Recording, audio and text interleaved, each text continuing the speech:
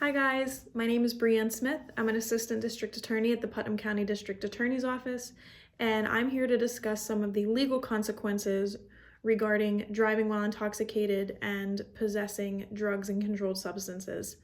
First, with respect to driving while intoxicated, I'm sure most of you are aware that the legal limit in the state of New York of blood alcohol content is 0.08.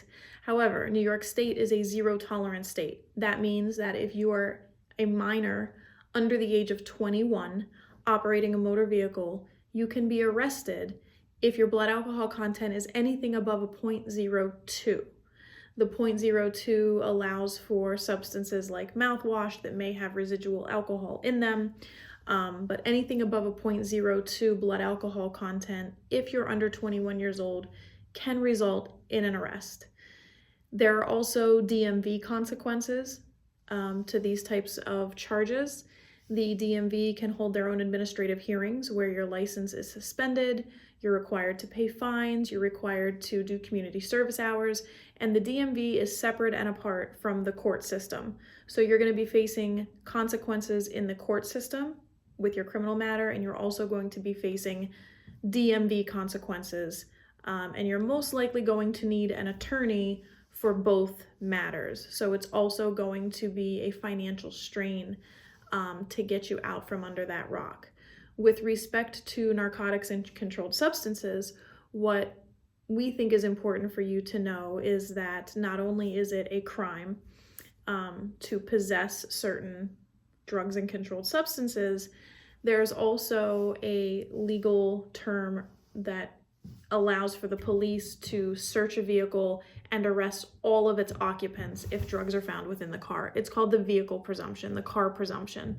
And basically what that says is that if the police search the vehicle and find any type of narcotic drug or controlled substance, including pills, cocaine, heroin, that they can arrest every single person in that vehicle for possessing that particular substance.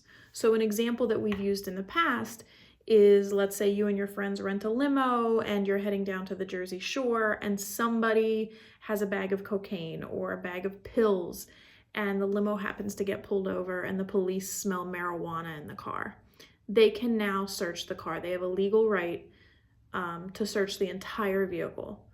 And keep in mind, these are trained professionals. Once they smell the odor of marijuana, they have probable cause to search the entire vehicle and all of the occupants. And if somebody happens to have a substance on them and they're hiding it under the seat, in the door panel, between the cushions, even if you had no idea that that person was bringing that substance into the car, you could be arrested. So it's very important to know who you're going to be traveling with. Parents, it's important to know who your kids are going to be with, what their intentions are, so that you don't end up having to take responsibility for somebody else's poor decision making. One final thing that I think it is super important for people to know is about the Good Samaritan law. What the Good Samaritan law says is that if somebody is overdosing on drugs or suffering from alcohol poisoning, they and the person who calls to seek help will not get in any type of legal trouble with law enforcement for there possibly being paraphernalia nearby or drugs, alcohol. The Good Samaritan law protects those who are in need of medical assistance.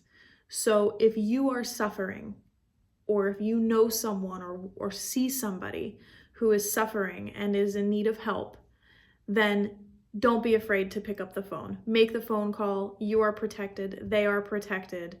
And hopefully that person or you will get the medical assistance that you need.